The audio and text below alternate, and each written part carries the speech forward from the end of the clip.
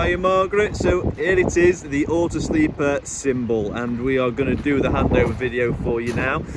So as you know, straight away we need to get access underneath the bonnet. You know exactly where that is, which is just over to the left here. One pull on that will give you access under the bonnet, and I'll just straighten that up ready for travel. These are the levers I was telling you about. The back one pulled will lift the back, the front one pulled will lift and lower the front. The weight plate for the vehicle is just there.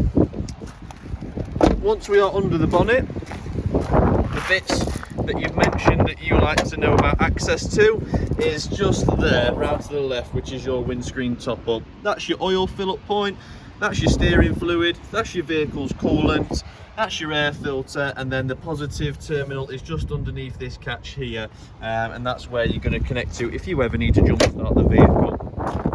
Round to the side, the electric step is done from the inside. Along the back, you've got your gas barbecue point, which is connected to the underslung gas tank. So once I turn that tap, if I clip a barbecue into there on the little hose with the brass fitting, to release it, I have to push the brass fitting backwards, which is going to release the hose. We'll clip it in, turn the tap, and you'll have gas to your Cadac. Down at the back, we've got the parking sensors, reversing cameras up at the top. Just be very careful with the jet wash with the reversing camera. We don't want to get too close, and same with these 4 vents just here.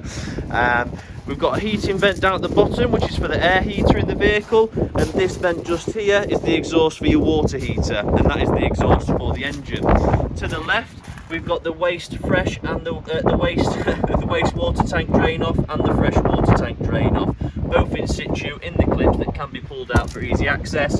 The hookup point is just there, which is going to charge vehicle and leisure batteries and power the high powered systems in the vehicle, such as the air conditioning unit. We do have external battery power, so we can plug into this 12 volt plug here, run off the battery, and we can have things plugged in outside, and there is an aerial point in there as well connected to the aerial on the roof. This is here if you want to get an aqua roll and a submersible pump, so you can get the drum that goes on the floor to pump water in if you're into that. And then you've got a lockable point here, which is your water. This will just spin freely, but as you've seen, it's just hose pipe straight in. Refilling the gas, I know you already know about, and when the ignition's on, your gas monitor here will light up with green lights to tell you how much gas you've got, but that is only when the monitor is on. Just down here you have your air suspension, so if I click the button in, it's going to take some air out, which is not much in as you can see at the minute. Spin this off like this, and quite simply pump it up. It's a normal pump, just pump that up when you want to pump, well, when you want it in, basically. The little spring in there is just there to spring the dust cap off so it doesn't lock in. So I do need 2 hands, unfortunately, for this bit. If you don't mind me just plonking you down so you can have a look at the lovely accelerator. Beautiful brake pedal, just whilst I'm screwing that back on. So basically the spring's in there, so when you push this in to let air out the system, it springs it back out for you.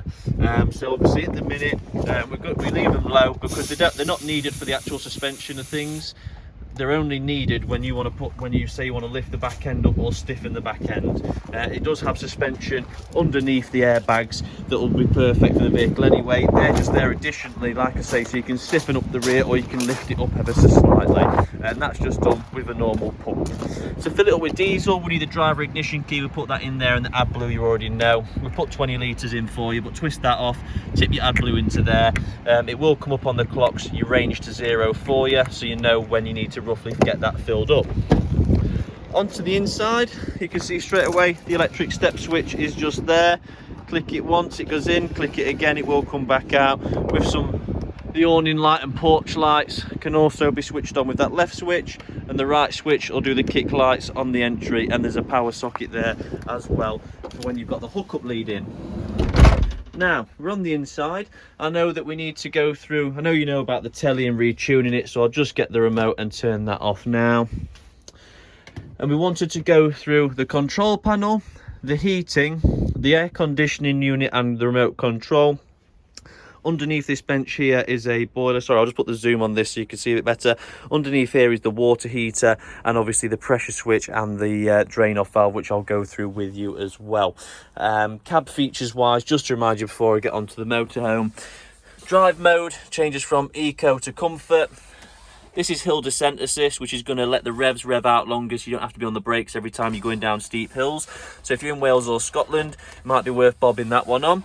And then we've got the traction control, which is always on. This button here is to turn it off. Central locking, demist the windscreen, turn the radio on, and volume. USB and USB-C charging, 12 volt DC charging, and USB charging in there as well. Obviously you know about the map read up at the top, the full cab blinds, this light switch is on and off at the base, and nothing but storage above the cab. Spinning round them, smoke and carbon monoxide detectors, both in the ceiling, ready to go. Tap the screen to wake it up, and then I'll go back to one-time zoom for a better picture quality. We've got external temperature, internal temperature, humidity. This tells us we've got the hookup lead in and it's powered, and this tells us the solar is charging the batteries. This turns the water pump on and off. This turns all the lights in the motorhome on and off. This turns the awning lights on and off. This changes your battery from leisure to vehicle. As it says V now, click it again, it'll go back to L. So that's not only going to decide which battery we're powered off, but which one we're currently charging. This is your levels. So if I click the top one, it shows me the water levels. If I click home and click the bottom one, it will show me the battery levels. But what you can also do is click absolutely any of them and just click this arrow here to go from one to the other. This is telling you the voltage of your batteries, so how much power's in them. This is telling us, compared to what we're charging and what we're using, if we're in a deficit or an increase. So at the minute, the sun's gone in, so we're not getting any solar. So currently, with the heating hot water on, we're actually using 1.8 amps more than we're charging. So we're in a power deficit. If it goes into the green, that's when we're charging more than we're using. This tells us the mains current, what we're getting off the mains and what we're using, and this tells us what we're getting off the solar current as well. On your settings, we can go through here. So this is just heater settings, so we can turn the heater on from here rather than here. I advise not to, it's much easier from here. If we click back on the arrow, we can change the time and date. And if I click it again, we're into the screen settings, so I can do the screen timeout, how bright the screen is, key beep on, water level alarms on, tank filler beeps on. And if we click again, it takes us to the lighting settings. So lights to be switched on with the power button. So that big on button at the top, if I click that on, at the minute, no lights and awning light will come on. If I click this here and this here, when I click the on button now, all the lights will come on, which I'll leave off. And then we've got the power settings. So we've left the active battery select and solar battery select on auto, so that we know that when the leisure battery is fully charged, it'll automatically switch over to the vehicle, which it's currently doing because the leisure battery's got the hookup lead in. So that'll automatically choose which one to charge for you. This button here, you'll need to tap on if you want to get the submersible pump outside and fill it off one of those aqua rolls. And these are your tank heaters. So to turn your tank heaters on, we go into the settings, we come to this page here, we turn the fresh on, we turn the waste on, and that's now heating them tanks so the water can't freeze in them. To turn them off, just simply click it again. Clicking again, and we're back to the beginning. So that is the control panel.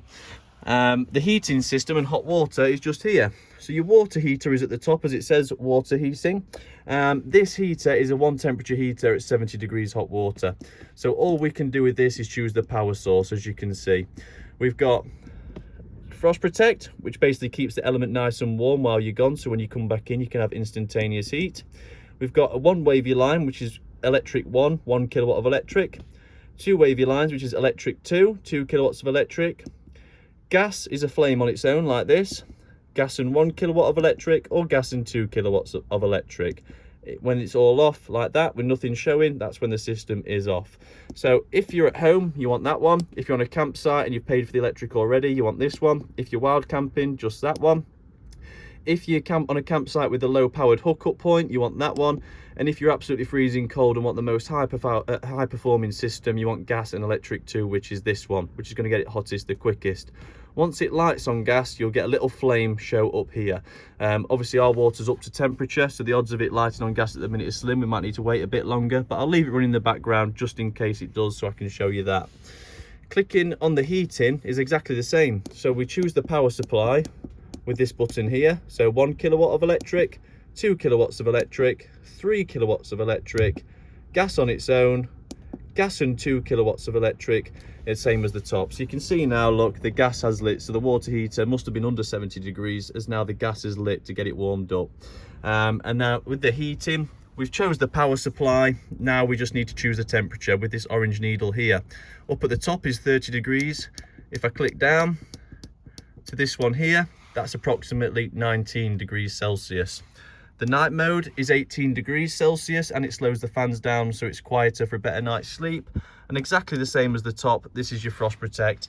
So all that's going to do is essentially keep the element in the heater warm. So if you went out for 4 hours and it's 5 degrees outside, rather than the element going from red hot, freezing cold, red hot, freezing cold, you warm it up so it's red hot, you go out for the day, you put it on the snowflake and it sits in this idle point in the middle, so a nice ambient temperature. So the second you come back and want heat, you turn that back on and the element hasn't got to warm up from freezing cold, it's got to warm up from lukewarm, which is pretty much instantaneous. And that's it with the heating in hot water, nice and easy.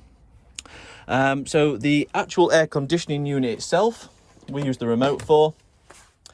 Now we click on with the on button just there. That's woken the control panel up, and in time we'll wake up the air conditioning unit just like so.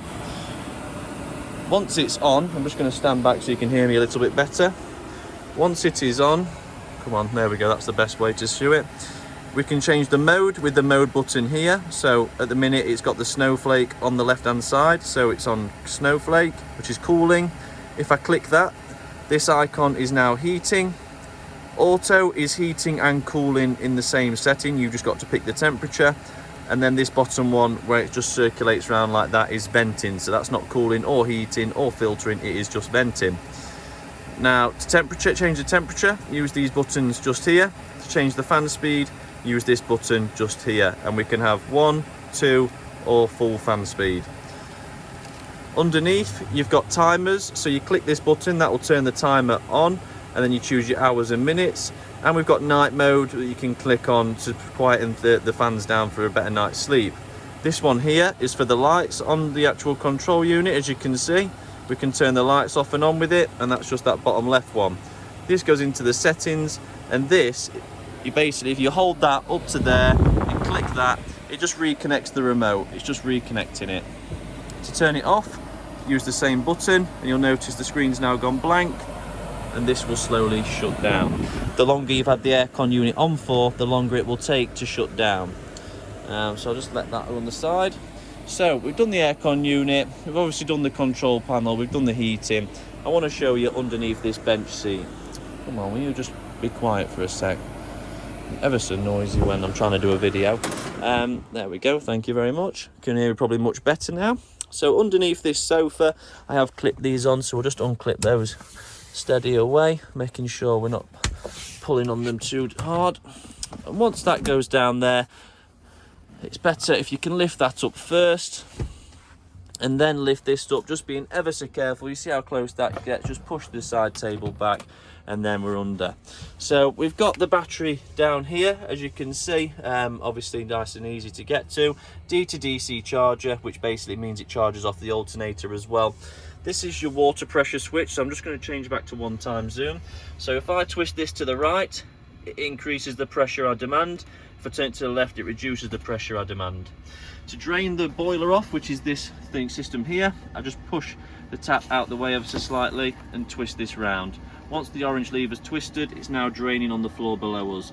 Twist it back to the left and that locks it off, so it's now closed.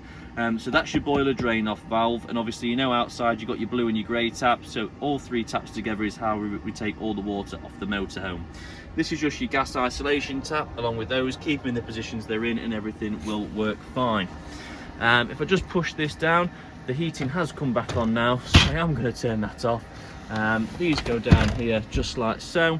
This goes onto the back wall, as you already know, and then we'll just get those press studs clipped on so they're not going to fall down as you're traveling around today. So that's then in there. So done under the water drain off. Sorry, I'm just brainstorming. Done the air conditioning, the remote control and how that operates.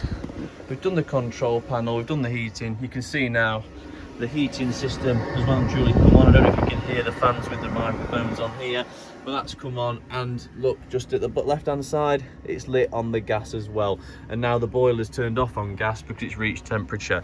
So to turn both systems off, click until there's nothing showing on this screen here.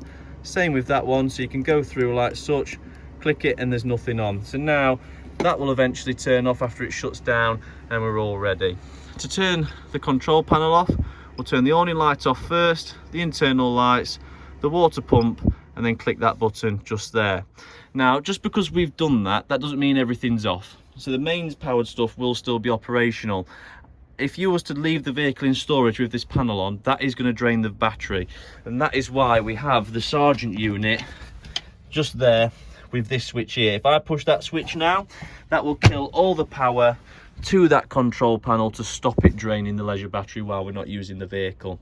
And just as evidence, you can see here, we've still got the mains on and the microwave on, even though I've turned everything off. So the power's still there on the main side of things. Now, obviously, before we set off, we're taking out the tray so we've not got any rattles in there. We know the TV aerial booster's in the back. Your Wi-Fi box is there as well. You just need to input a SIM into that. The password is on the box for the actual Wi-Fi connection, but you just need to put in a contract SIM or a pay-as-you-go SIM with internet, and you'll be able to utilise that. Now, I'm just going to place this over here because you know how to work the fridge. It's got the automatic, you know how to do the toilet and the cassette and everything like that. You've seen the basin unit and the hot water coming through. You know how to use the hob tops and also your grill and oven. You've got the same Dometic extraction fan, so you know that as well. So I'm just brainstorming to make sure. I'm going to clip these carpets down after the video. But now I've got the power off, I can come down into the vehicle, key in, let the dials do the thing, foot on the brake and start the engine. So we've obviously not closed that side door correctly as it's coming up saying door open, but as you can see, drive mode there, that's just the electric step. I can click drive mode, see at the top there, power, eco, and that's it, power, eco, and that one is just comfort. So you've got power, eco and comfort mode. To change, we need to go like this. To change the gears, drive is fully automatic, neutral's N's neutral, R's reverse and P is park.